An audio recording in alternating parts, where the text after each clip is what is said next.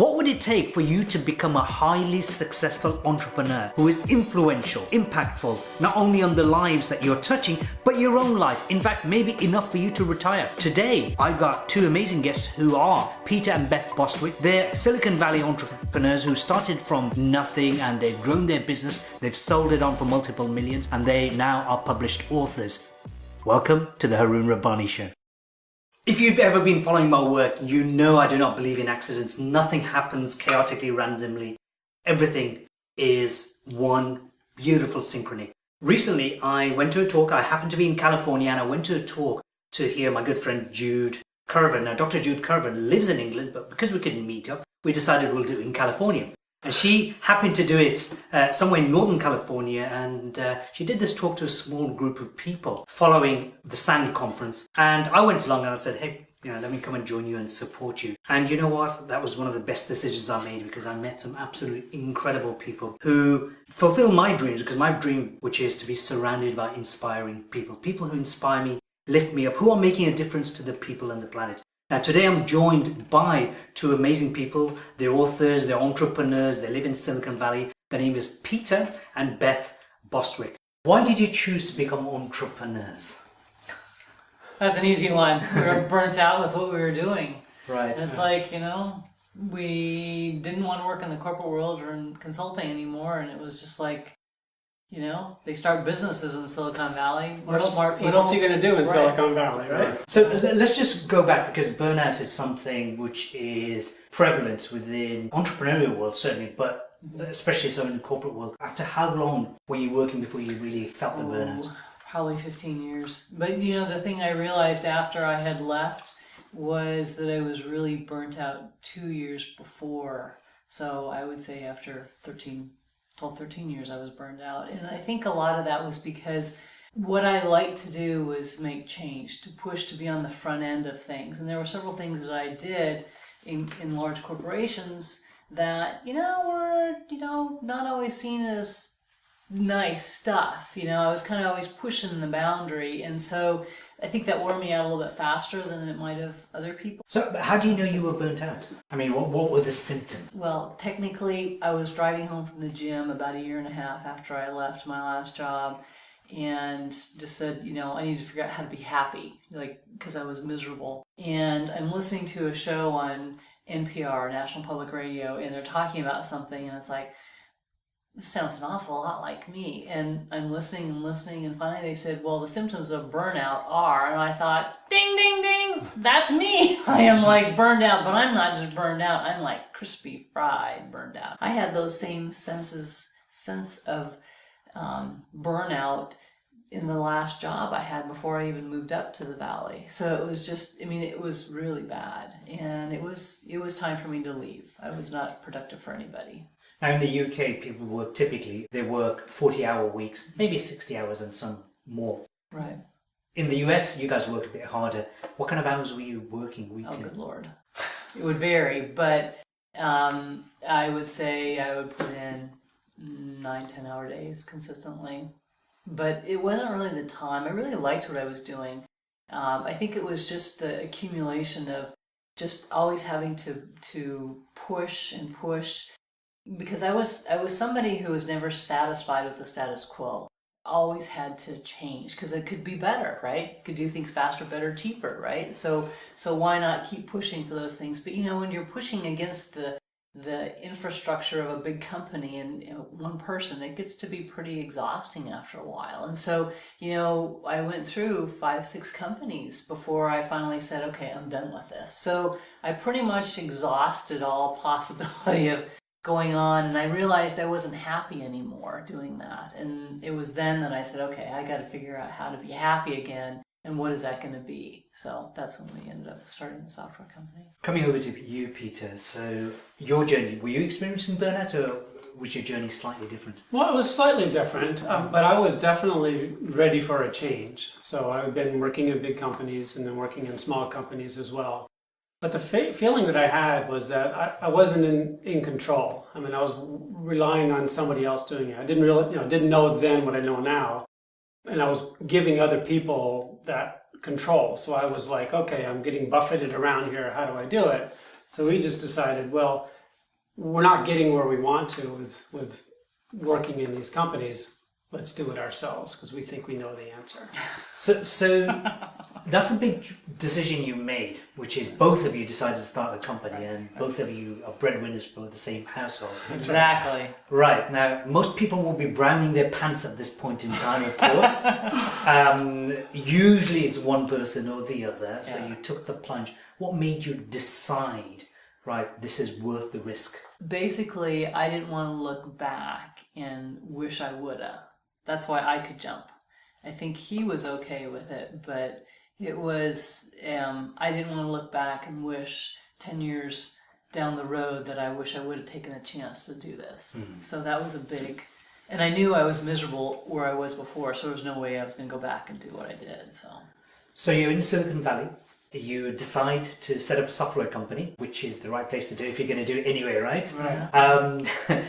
Competition, isn't there a huge amount of competition? I mean, Well, sure. I mean, there's competition where whatever industry or business you're going into, and of course, you create the competition by focusing on it. So we really were kind of novices and naive about going into this. We didn't think about all the things that could go wrong when we got started. We were really more focused on what could go right, and that's what our initial focus on. And we had the joy of literally jumping off. We honestly decided, okay, we're ready to jump now. This is, put in my notice. She'd already been gone for a little while.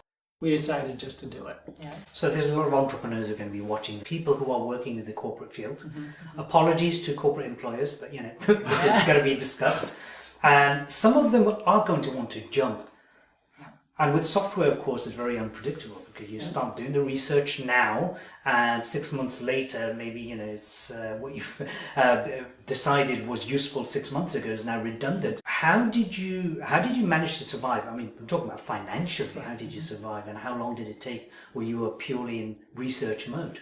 Well, so what you just said there is you're not sure. Things change, right? So that's what we call pivot, right? And that's something that we had to do a number of times. The business we were going after to start with wasn't there by the time we built the product and started to come around to market it. It just wasn't there. And, so we had to change. We had to pivot a number of times to get there. That's just what you have to do in order to make it go. Doing it again, if we were to do it, and honestly, what we're doing now with the book is sort of like that, right? We didn't just all of a sudden quit our job and start writing this book. We've got our regular daytime job as well that's allowing us to do this. So we're still spending 20 hours or so a week on the book, but we're not full time doing it. So we didn't have to commit ourselves.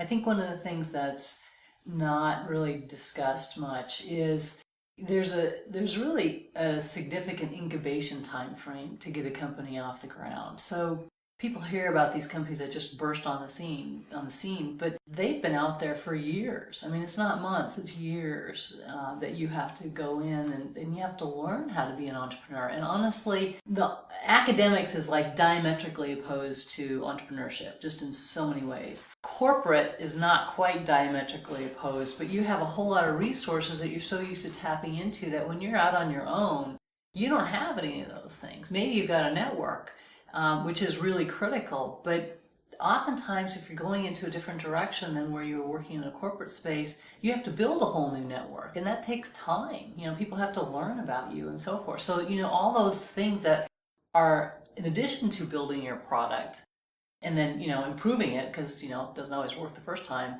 that's the stuff that takes the time, and that's what you don't see. People don't talk about that. How did you keep yourself buffered surviving? So you were doing part-time work at the time, or?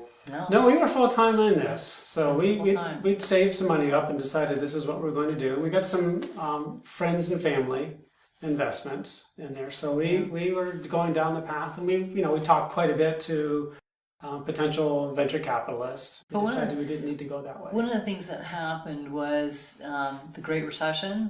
That occurred just as we were starting to get into the marketplace. And so all the people who traditionally would have been there for money were rolling up their sidewalks. And so it was pretty much, okay, so we got to do this ourselves. And so we pretty much plowed ahead. But, it was our own checking account that was basically helping us fund this, bankroll it. So it was tough. I remember we were at coffee one Saturday morning and we got a call from his sister who was working with us remotely. And she said her paycheck bounced. And we're like, what? Well, the line of credit had been shut down because the bank that had our account was purchased by another bank, and they shut down all the lines of credit, near as we can tell. And so all the paychecks bounced because, when you're an entrepreneur, your cash flow is king, right?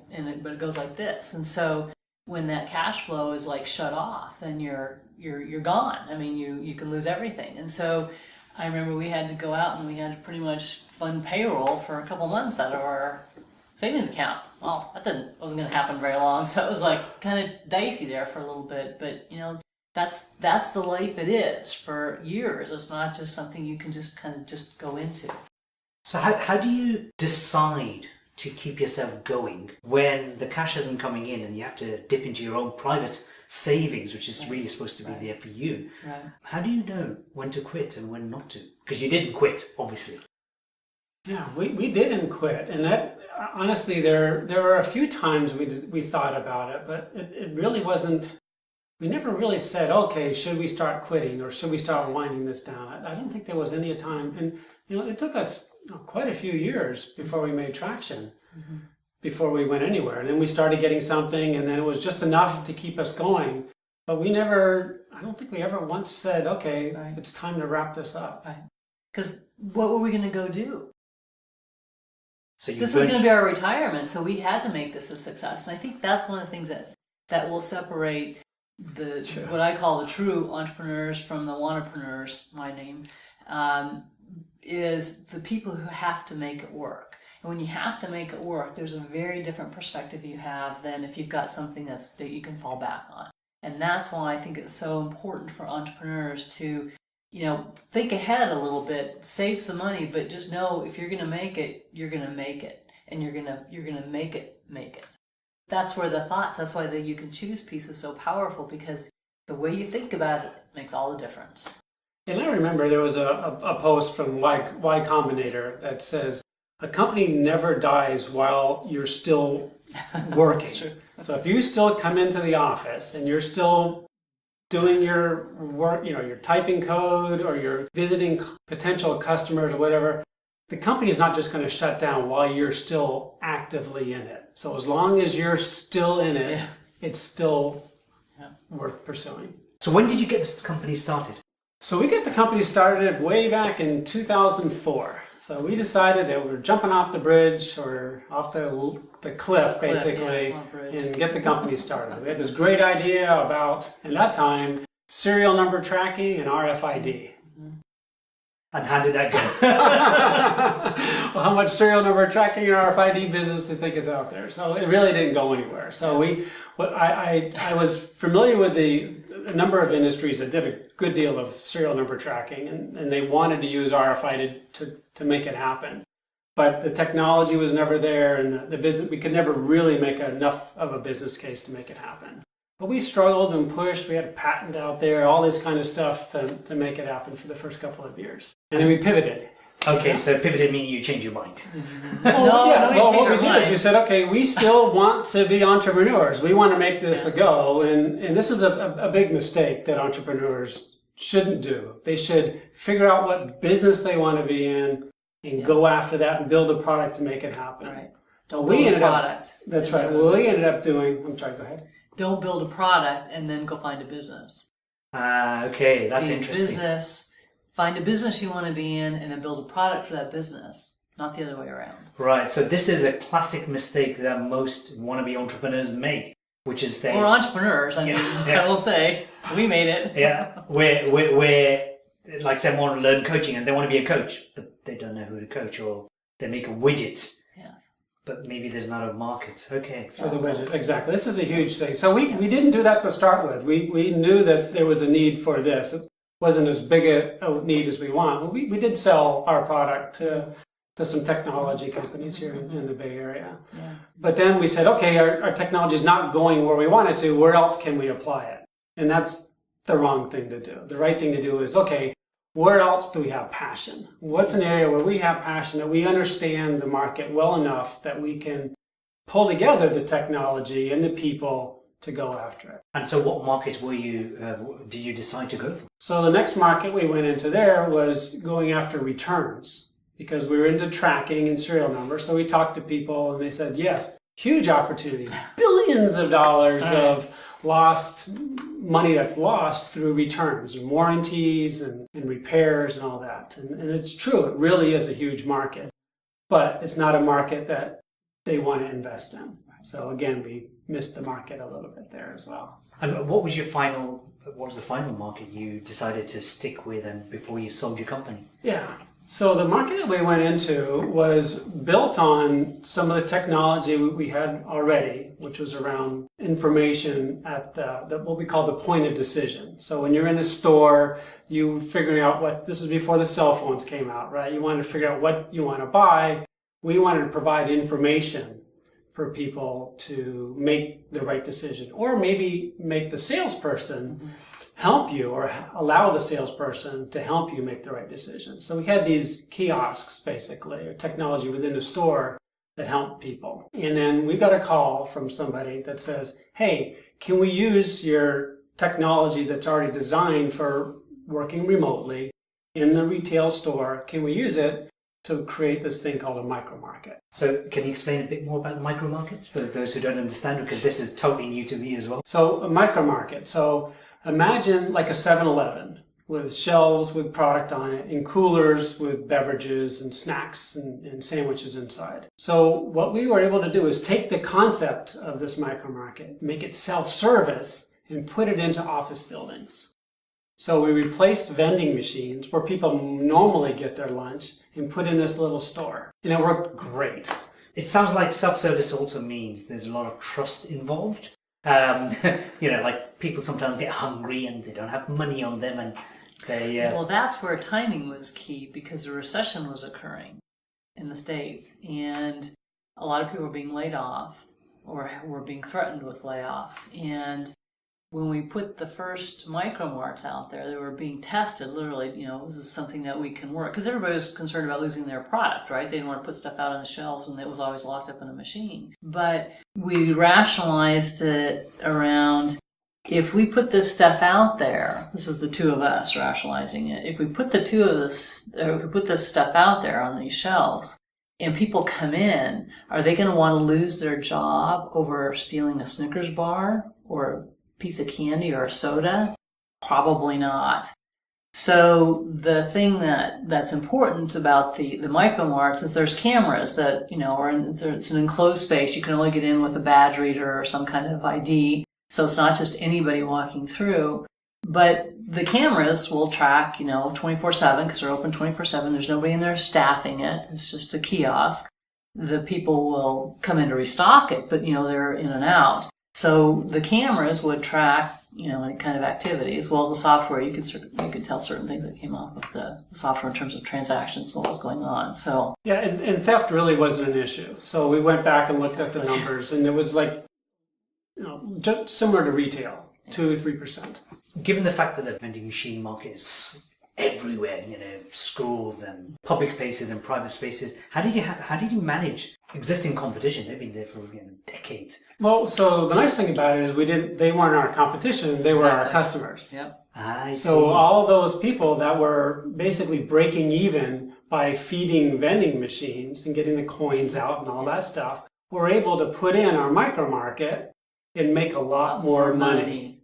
Oh wow, that's absolutely phenomenal. Everybody made money, and that's something that we talked about early on. Is it's like a virtuous circle, in that everybody along the value chain makes more money than the way it is in the existing vending space, or as it was in the existing vending space. So all the people that stocked it, they'd make more money. The customers would be happier because they could get more products versus just chips and sodas. And then at the same time, the people who are actually making the products for these vending machines, they're starting to see an opportunity where they can make more money because they can sell more different products. So you go from a few SKUs to lots of SKUs. So there's greater choice, and Exactly. and also it's like a proper full collaboration cycle. Exactly. And it's healthier, Exactly. right? Because instead of just eating the candy and the chips out of a box, you don't know how long that box has been there. Mm-hmm. Now you've got a cooler, and you can put a sandwich or a salad or Gallon of milk. or fresh fruit. So they can choose. Exactly. Just like in a store. You just pick it up, you look at it, and because you'll never buy an apple out of a vending machine. Right. But if you pull up an apple, you see it's fresh and it's you buy it. Yeah. The other thing too, again, the recession is occurring at this point. So one of the things that companies have to spend a lot of money on are cafeterias. Well, a micro mart is really simple. You take a room, you put shelves up, you put food on it. You don't need a big stove or a dishwasher or anything like that. You just move stuff in and out. And, maybe you have trash cans and microwave and, freezer if you have like ice cream or something. But it's a lot less expensive. So you have these companies who are sizing down in terms of expenses, shutting down cafeterias, but they can pop up a micro mart very quickly, and it serves the same purpose, basically. And so the company is what, US wide, or is it beyond that? It's beyond that. So we started here in the US, but the product is being used in the UK right now. It's in Italy right now. It's in Canada right now. So we've got requests all over Asia as well. And what made you decide to sell the company? It was time. It was exhausting to be an entrepreneur. We were tired. Yeah, it was time. We've gone through this cycle. If you look at our life, right, we were big companies for a while. We started our own company for a while, and okay, we're in our 50s now, and it's time for the next adventure. Yeah. In any kind of company, you're going to get kicked where it hurts. Yeah. So where did it hurt most? Well, it hurt near the end. The company is one thing, but your person's probably most important, and it's vital to surround yourself with people that you want to be around. Right.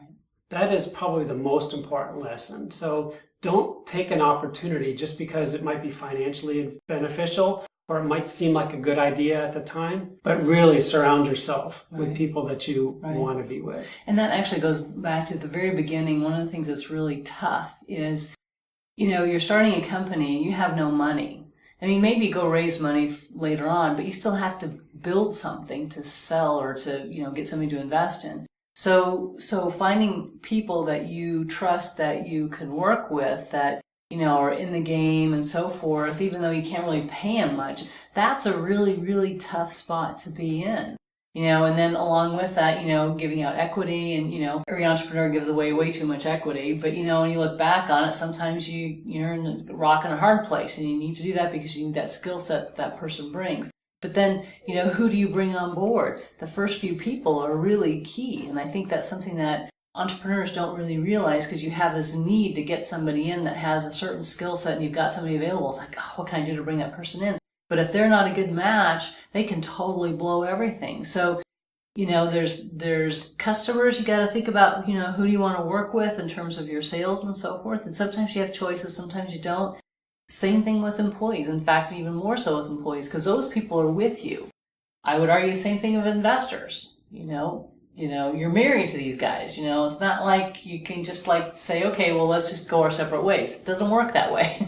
So when you're an entrepreneur, you really need to think about who are the people that you want to be around and what is it that's critical in those people that you need to have. And it's not just a skill set. When did you finally decide to sell your company and move on to the next stage, next phase of your life? The big thing for us is one of our customers, our biggest customer, came to us and sued us. He basically said that we have to do a number of things that we didn't agree with.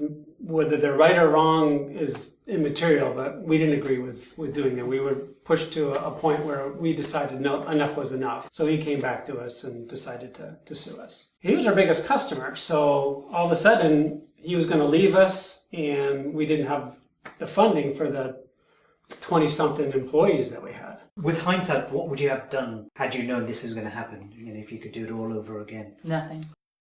I would do it all over again.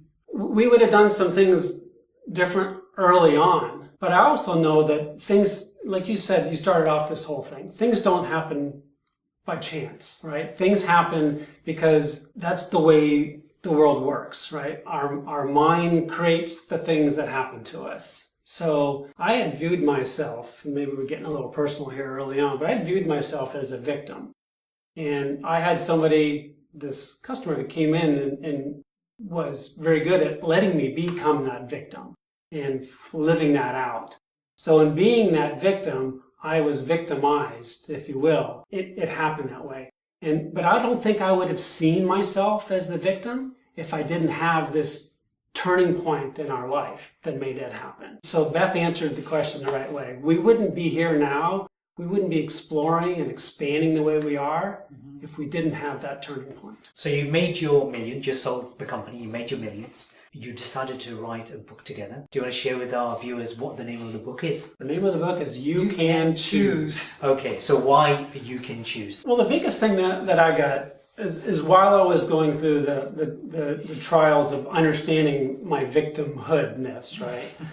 is I realized... Is that a word? Victimhoodness? Yes, it is now. Oh, okay, great. So what I realized that is I started to understand the power of my thoughts. And the biggest thing that I came away with is your thoughts matter and you can choose your thoughts. So just capturing that and realizing the power that I had within me, and it all starts with my thoughts and my choice. So I really wanted to capture, not just in this book, but in everything that we're doing going forward, the idea that you can choose. I chose, and I'm now a completely different person than I was 2 years ago. And you can do the same thing. You used to suffer from depression. Do you want to share your journey, the whole depression journey? What happened there? So I was raised in a household that had depression throughout, and that was just the way we operated. My mom would go through these huge down and up spells. So that was just something that we thought the way the world worked, is you had depression around you. And part of it was she didn't feel like she was in control. She felt like she was a victim from her childhood, and she passed that on, or better yet, we learned that from her. Not everyone in my family, but most people in my family learned that as well. So throughout school and throughout starting the company as well, I was going in and out of these depressive states. And I've seen therapists about it, and they say, yep, you're depressed, and gave me some help to get out of it. This was something that Beth and I struggled from, because she doesn't have any depression bone in her body. So when I talk about it, she's like, what is this? Which has actually been a challenge for us in our many years together, because he would go through these cycles where it's like, what is wrong? What is wrong? And for me, I can always go outside and ride a bike, go for a walk, and some kind of exercise, and I can usually get myself snapped back to where I need to be. But he couldn't do that. It was just like a zombie almost. And so I learned a lot. I still don't understand it, and I don't know that I ever could unless I was, in fact, depressed. But I think I've learned to appreciate a lot more. And I think all the things that he went through, because he was the guy who was representing the company through this whole lawsuit, it really put him on a spot where he had to somehow come to terms with that. And that's essentially where he started to really begin to recognize that his thinking was, in fact, the whole thing behind it. You remind me of my mom who would, she couldn't understand the word stress. So growing up, I'd say, I'm stressed. What do you mean stress? What stress? And she does not understand the concept of stress. So my guidance advice to you would be, don't try to understand depression. Okay. You're in a good space. Okay. You don't want to go there. No. As men, we're not very good at expressing our emotions. We end up bottling stuff. Boys don't cry, Right. let alone men, etc. What got you to speak out or even turn to anybody as a man that you're suffering from depression? Well, I knew I was broken. I knew that I wasn't able to conduct myself when I was in that state. right? So I did a bunch of reading, talked to people, but There's a lot of talking too. but until you come to I came to terms with it, and I'm not saying that what worked for me is going to work for everybody, right? First thing I want to say is everyone has different types of depression, right? And I've had, let's say, arguments with people, but people are justifiably very defensive about their depression, right? You couldn't possibly have it as bad as I do. And I know that firsthand as well, because when I was in it, nobody could be as low or as bad as I am. And so other people watching this and saying, oh, this guy just got out of depression. He couldn't have been depressed. So that's fine. I hate to bring this up, but the fact of the matter is the highest suicide rate is amongst men, about 72%. So as a man who's suffered from this, is there any particular ideas or tips guidance you can give to our male viewers or listeners, what they can do if they're suffering from depression, or if they even have an inclination that they may suffer from depression? Well, the first thing I did was smile. Literally. I remember very specifically when I would take a shower in the morning and I was feeling that feeling that I had, is I would literally just smile. And doing that for somehow it just kind of highlighted parts of me and it allowed a little bit of light to come into me. For me, it was all about smiling. You've heard fake it till you make it. And that's essentially what I did to start with, is I was just smiling. So, and it made a bit of a change. So it makes a big difference because it's also releasing, of course, serotonin, which is all about happiness, right? Which we're going to talk about a bit more now. We're not going to let you off the hook, Beth, because a lot of people see you as somebody who's a go-getter. You enjoy cycling. I think you do, 30 miles a day or something like that? A lot a day. I ride bicycles a lot more than most people. Right, okay. So you fit. However, that wasn't always the case.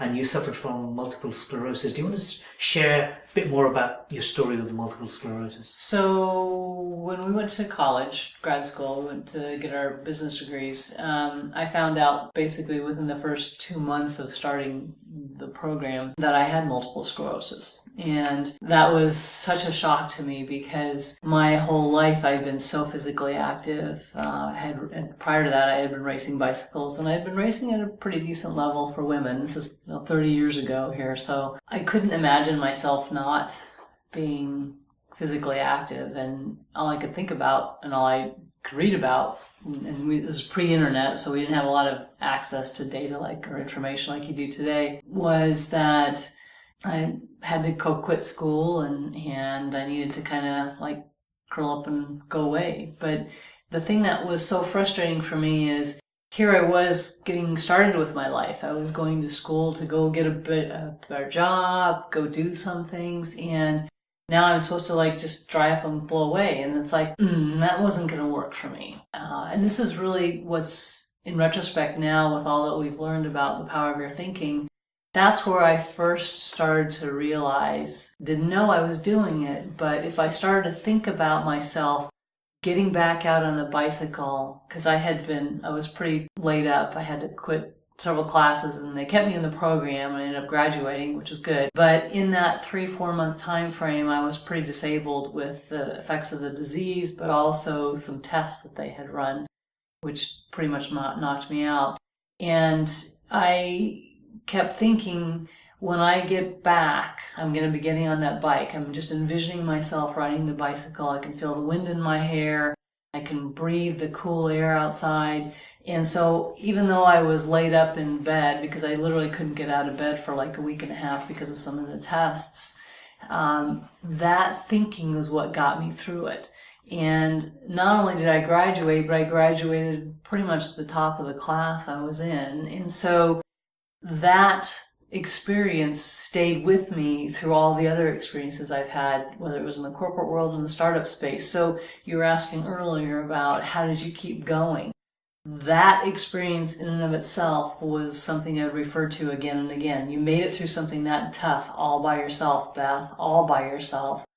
He was in school all day, so I was home by myself trying to get better. That anything else I could deal with, it would be fine. But it goes back, and I didn't realize this till looking back at it more recently, but it was my thinking that was what saved me. It was thinking about what I wanted and where I was going, not how bad I had it in that time, that moment.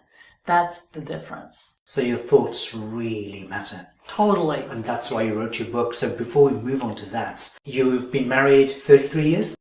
32. 32 we're on years. 30. We're on 33. Yeah, you're on 30. You're approaching 33. Okay, so most people will ask this question: how the heck do you manage? Well, the fact that you married more than 10 years is already an accomplishment in this day and age. But 33 years, and as entrepreneurs and co-authors, most people end up killing each other. How did you go through the ups and downs? What We've had a few moments where I felt like I wanted to kill him, or, well, I don't know if you ever felt that way about me, but I definitely felt that way about him, or thrown over the bridge or something. But we obviously love each other and decided the other person was worth it. And I think one of the key things that for us, that's always helpful for us to do when we're in that really difficult moment is to take a moment, like just step away and just come back at it later when your clear heads prevail, as I say. I'll go for a walk. I'll go for a bicycle ride. I'll just get out of the house. I'll go someplace else away from him and just burn off all this energy. And then I can come back and I can have a conversation. But I think fundamentals of that, though, is a level of respect, that you respect the other person. You don't think you're better than or smarter than or more capable than. You respect what they have to offer. And I think that mutual feeling between the two of us is ultimately that little pebble that keeps things going, even when it's tough. And how do you handle the tough occasions? I mean, Beth walks and goes for a walk, etc., in the park. What do you do? Well, yeah. So I would do the same thing. I would. Well, you wouldn't go on a bike ride with me. I would not go on a bike ride, but I'd go for walks, right? Or I'd go someplace else, jump in the car. A number of times I jumped in the car and just drive someplace just to get out and be away, to separate ourselves. Because we did have some, Yes. we were getting sued or we were doing pivots and all that stuff. We were having really, really tough times. So, but I think what she mentioned about the respect, and you have to leave that as the core, right? I might not respect what you did, but I respect who you are. And holding on to that, I think that made a big difference. And then another big thing that we do is we continue to talk. So if we're upset at each other, we would say, what about it? Let's go, let's dive into it a little bit and have some further conversations. Because the last thing you want to do is let people just stew on something and go their own separate ways. That's a recipe for disaster. So how do you handle arguments when you go to bed and maybe sleep in the very, very edges of the bed? Yeah. Edges. So here's the trick, right? We've been married, 32, 33 years. We have a queen-size bed. Right, okay. You have to stay. Do you go to bed with arguments or do you placate it? Oh, yeah. We've done a few of those. Yes, so we don't follow that rule, you have to kiss before you go to bed. No. A number of times we've gone to bed when we've still been upset. And like she says, with shoes on one corner, we could have 4 or 5 people in between us. It's squished we're that far apart from each other. And maybe we won't even sleep. We'll just be mad at each other going the other way. But then the next morning we'll maybe talk a little bit and then we'll just move on from that. But another thing, if I can. But then we'll come back at a later point to have a conversation. We will. Yes. And for the most part, when we do have arguments, we almost never make them personal. Yeah. She's not as good about it as I am. But for the most part, when we argue with each other, we try to argue about what we're arguing about and not try to purposefully hurt the other person just for the sake of hurting the other person. Yeah, that's true. That is something that I don't know, we were both raised that way, or we both realize that we don't want to be hurt ourselves, so why would you want to hurt somebody else? Yeah, don't make it personal. So you mentioned several times how you discovered that your thoughts are very powerful and you wrote the book You Can Choose. There's one of the chapters you talk about beliefs are like rules. What does that mean? How I see that is we go through life and we see things and we experience things and we decide things and then we make a rule about that, or we make a belief about that. So, example in there, it's not safe to cross the street, or money doesn't grow on trees. I mean, those are all thoughts or beliefs or even rules that you have out there that we package them up and we put them into what I call the handbook of life, which is something that they're all there. They're all written down in our heads. They're all available to us, and they're driving our life. So whenever we think about crossing the street, we say, oh, maybe it's not safe, if that's still one of our rules, because that's governing us and adjusting, and we're adjusting to it as we see the world. You talked earlier on about suffering from multiple sclerosis, and you could have easily quit. How can you apply that, the fact that beliefs are rules, into how you change the way of being? So one of the things that I was doing at the time was believing that I was going to get better and I was going to get back on my bike. And the whole handbook piece in this book, or that chapter on the handbook of life, is a really, really good way to look at how we don't go back and look at these beliefs. We don't look to see whether they're serving us or not. They just are there. And when I was sick, I remember thinking, I'm going to get back on my bike again. I'm going to ride again. I'm going to be healthy again. I'm not going to stay here lying in bed, because, I was pretty messed up at that point. But it was the thought of I'm going to get out, not the thought of I'm going to stay here and be sick. I'm always going to be sick. Oh my gosh. It was the other way around. And so the belief that I was going to get better, I believe, is what helped me move beyond the illness and has kept me healthy today, because I haven't had any major issues. So change the rules or make up new rules. Exactly. And you can always do that. That's right. If you know what they are, right? So her view of herself was she's an athlete. She's strong and she's capable of making it happen. Mm-hmm. So she had that rule set up for herself. So she was able to follow through with it. You mentioned in the book that we have 60,000 opportunities to make a choice. What the heck do you mean by that? That's a lot of choices. Yeah, well, that's 60,000 choices a day. Yeah. Right? Exactly. So there's basically 60,000 seconds, waking seconds a day. And honestly, you get a chance to choose every one of those. You can choose to smile, you can choose to frown, you can choose to think a happy thought, you can choose to think a depressive thought. You can choose to go this way, you can choose to go that way. Every second, you literally have an opportunity to choose. Some of those aren't actions, that you're not doing something, but you're thinking all the time. Are we predestined for success? Are we predestined to be this or that? No. Yeah, no, I don't believe so. I believe your life unfolds in front of you and you have choices second at a time. All the time. Right. So you can change exactly where you are, but you have to think about what you want. Where do you want to go? How many people think about that? We didn't, certainly.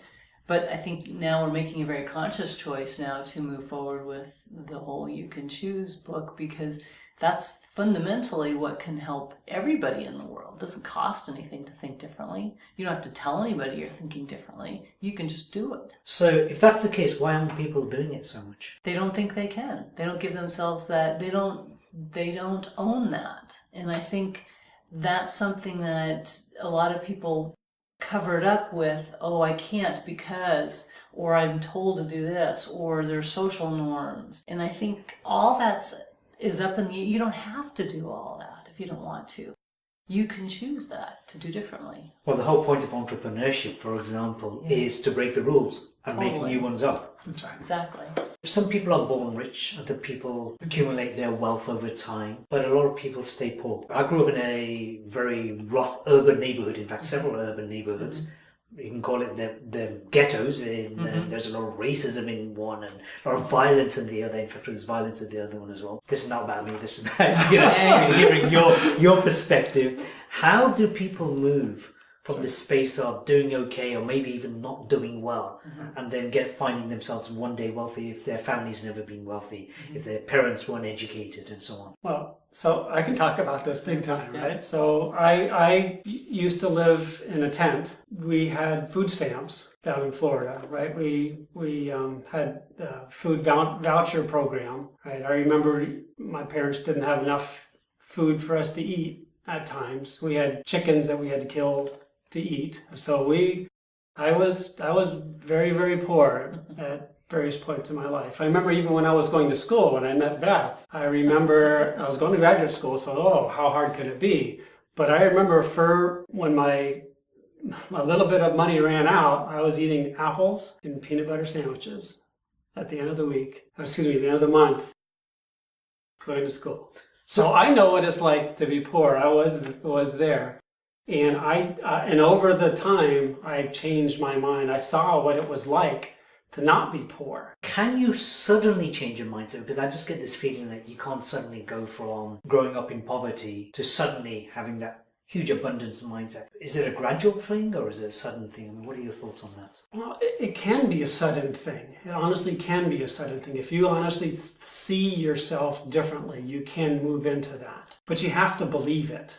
You know, when I think about thoughts are one thing, but it comes down, those thoughts then feed into what we started this conversation with in terms of your handbook.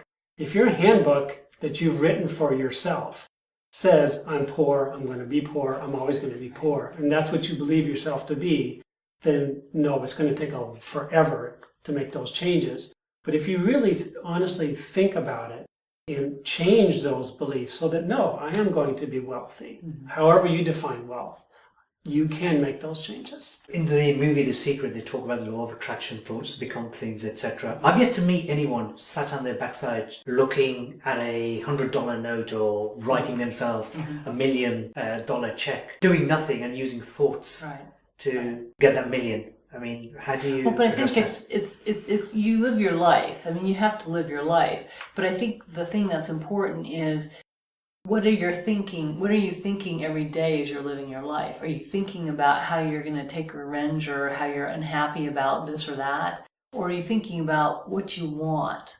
That's why it's so important to know what you want.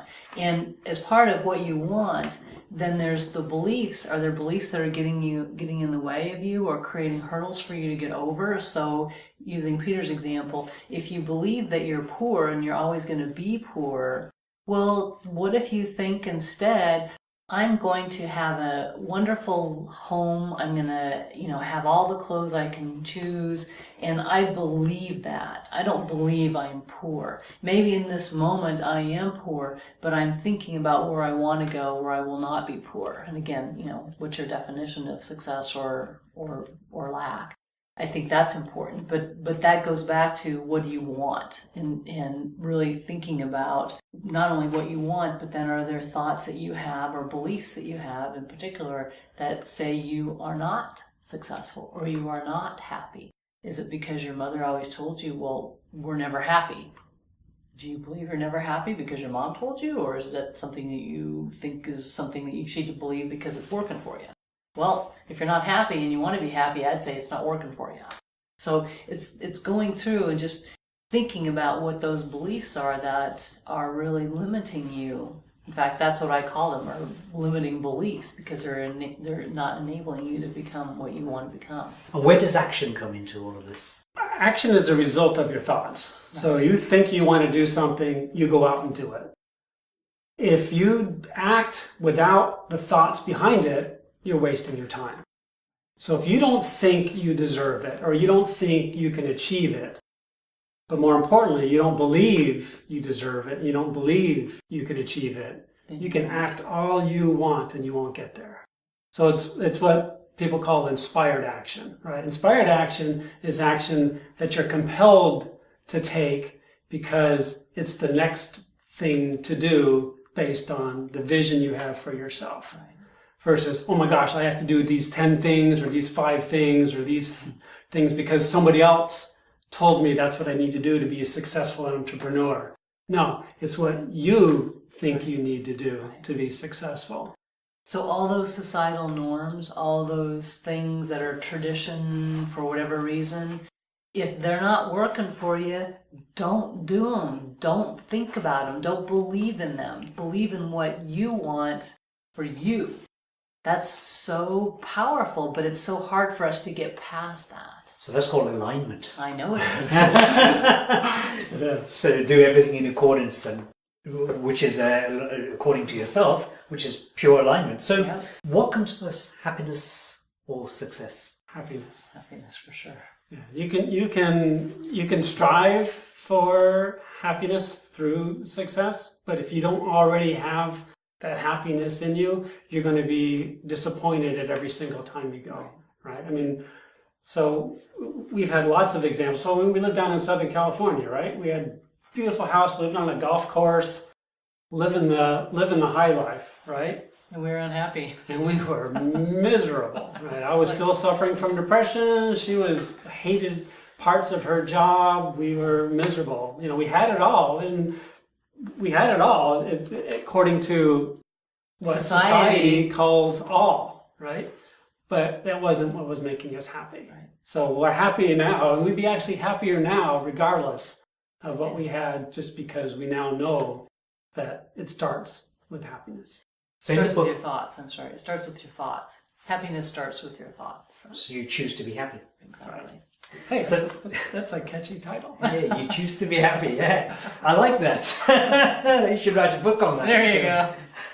You in the book, your current book, of course, you talk about that everyone should strive to be wealthy. Why is that? Well, and I would describe wealthy as how you define wealth, right? I don't say that you need to have money. I just say that you need to be wealthy. And the way I define wealthy for me is that you have all the resources you need.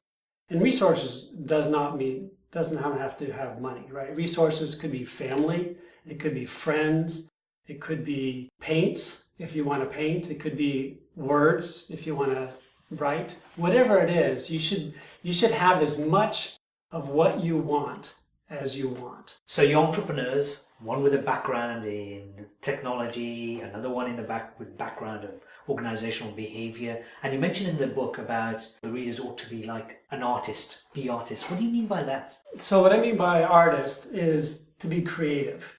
So you create everything about your life. You create the people that you meet, you create the events that you experience, you create your attitude, everything that you create, and you basically paint it.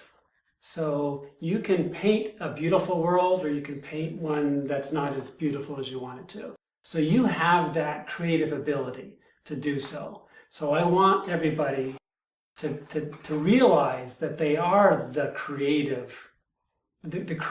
of their experience, right, and to take that on. And the way you create it is through your thoughts. So if you're thinking negative thoughts or dark thoughts, then you're going to have a dark life. But if you're consistently thinking happy thoughts, bright thoughts, colorful thoughts, your life will be better. So that's exactly what you did, right? When you were suffering from multiple sclerosis, you had choice, and you chose to create a beautiful picture given very difficult circumstances. Yep. So why is failure so important? You learn a lot from failure. Things that you can't learn in school. I mean, yeah, very much so. And unfortunately, most people have to get to the point of failure to realize that their handbook of life, or the thoughts that they've been thinking, aren't aligned, aren't getting them where they want to be. They kind of have to come to that point where they hit a wall or fall to the ground and have to say, well, that didn't work. What else can I try? And that's what I had to do, right? I had to go through nearly a failure, right? In order to make that change to take place. So you don't have to get to that point. It's nice if you don't, but most people, when they make that transition, it's because of a big event that's usually precipitated by failure. In any kind of organizational structure, you've got people who, some of them you're going to absolutely love. Some of them you love, but they'll perhaps do silly things. Mm-hmm. Where does empathy come in? Does empathy come in at all in running a successful business or a project? So I think empathy is important for you as the individual to be empathetic for yourself. Because if you can't do yourself, you sure as heck can't do it for other people. So I guess I would say it's very, very focused inwardly. And when I say empathy, when something doesn't work out the way you want it to, you don't call yourself out and say you're a failure or you're a bad person. You instead flip it around and say, okay, well, it didn't work this way. maybe it'll work a different way. And you don't direct negative stuff towards yourself. You direct it towards something more positive. And I think ultimately, when you're working with other people, whether it's in a large organization or small, or just, amongst family, people notice that, because then you're not directing outward at them negative stuff. You're directing positive stuff that's more, productive, if you will. And so I think that's ultimately where it starts. You mention in the book that the what is more important than the how. So why is what more important? So the what is what you want, right? So you have that vision of what you want. And she's mentioned this a number of times, which is so very true, is focus on what you want. How you're going to get it is so detailed and complicated and so much nuance, and so many things either have to happen or could happen to make it happen, that if you get involved in the step 1, step 2, step 3, you forget about the big picture, which is the what you want. Right. And if you keep your eye on what you want, all that other stuff will take care of itself. Exactly.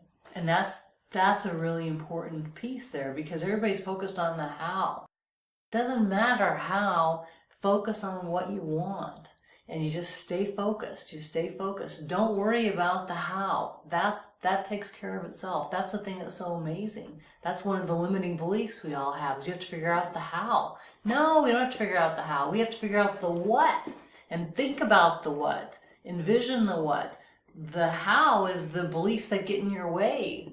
You're going to just trip yourself up. You don't pay attention to that. Spoken like a true entrepreneur. This is where a lot of people fall down, right? On the how, they get stuck on that. Yeah. That's right. You get in there and you get stuck on steps, all these steps that somebody else told you needed to make. Right? You're supposed to take all these steps. But in fact, like you said, you started off this whole interview with this whole meeting between us came about, of course, not randomly, right? It wasn't planned. It was just we followed what was the next easiest and best thing for us to do, was go up there and meet up with you. And then you had the great opportunity to come by and talk to us, and we were wondering, okay, we've got our book going, how do we get it out there? Well, you're helping us do that. Brilliant. And so, speaking of the book, you can choose. Where can people get hold of the book? Well, you can go to our website. There's links to our website, and that's www.youcanchoose.info. So Peter, Beth, if you were sitting in my chair, asking questions, what's one question you would have liked to have been asked? So maybe the question that you would ask us is, what advice would you give to people watching this video? Hey Peter, what advice, and Beth, Okay. what advice would you give to people watching this video and listening to the podcast? So I think the most important thing that I would tell people is how powerful they are. So most people have given up their power. I know I did early on in my life. They give up their power to somebody else. They think events happen to them. They don't realize that they have all the ability, all the power, all the choices, everything that they want, if they would just realize, not take the time, because it's a hard thing to get. But if they could take the time to understand that they have that and realize that they have the power, that would be the message. And I would just add to that your thinking creates everything. So the way you think about things, most importantly yourself, that has everything to do with the way the world occurs for you. Peter, Beth, Bostwick, thank you so much for joining the show. Thank Thank you very much. Hey, thank you very much for watching this very first episode of the Harun Rabbani Show. If you like it, then make sure you click like, make any comments. If there's any people you particularly want to hear in terms of an interview or you want to learn from, comment below. If you've got any questions, comment below. And please feel free to share the video. See you next week on the Harun Rabbani Show. Bye for now.